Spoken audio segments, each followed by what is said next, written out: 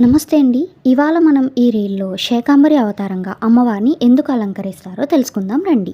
పూర్వం పండితులు యజ్ఞయాగాలు చేస్తుంటే వాటిని చూడలేక దుర్గముడు అనే రాక్షసుడు వేదాలన్నింటినీ ఎత్తుకుపోయాడంట. దాంతో పండితులు యజ్ఞయాగాలు చేయలేదు. యజ్ఞయాగాలు చేయకపోవడం వల్ల ఊరిలో భయంకరమైన కరువు కాటకాలు ఏర్పడ్డాయి. ప్రజలందరూ ఆకలి బాధతో ఉన్నారంట.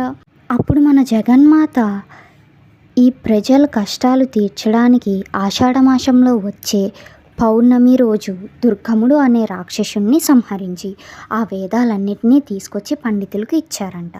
కానీ వేదాలు ఇచ్చినప్పటికీ కరువు కాటకాలు అయితే తీరవు కాబట్టి అమ్మవారు దివి నుంచి భూమికి వస్తూ కూరగాయలని తీసుకొచ్చి ఇచ్చింది. వాటిని వండుకుని ప్రజలు పండితులు వాళ్ళ ఆకలిని తీర్చుకున్నారు.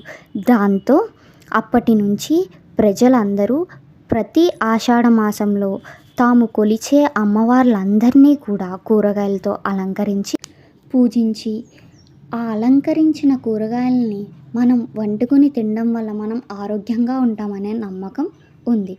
అలాగే సంస్కృతంలో కూరగాయల్ని శేకము అంటారు. కాబట్టి ఈ కూరగాయలతో అలంకరించిన అమ్మవారిని శాకంబరిగా పిలువబడింది. తెలిసింది కదండి ఎందుకు అమ్మవారిని శాకంబరి అవతారంగా అలంకరిస్తారో. సో ఇటువంటి మంచి రీల్స్ వీడియోస్ లేదంటే మన రాజమండ్రి అప్డేట్స్ గురించి తెలుసుకోవాలంటే ప్లీజ్ ఫాలో రాజమండ్రి పిల్లి.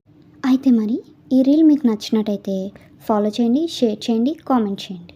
మర్చిపోద్దు ఫాలో మటుకు పక్కా చేయాలి. మీరు నన్ను ఫాలో చేస్తేనే కదా ఇటువంటి మంచి మంచి అప్డేట్స్ అవి మీ దగ్గరికి వస్తాయి. కాబట్టి సరేనైతే మరి ఉంటానండి.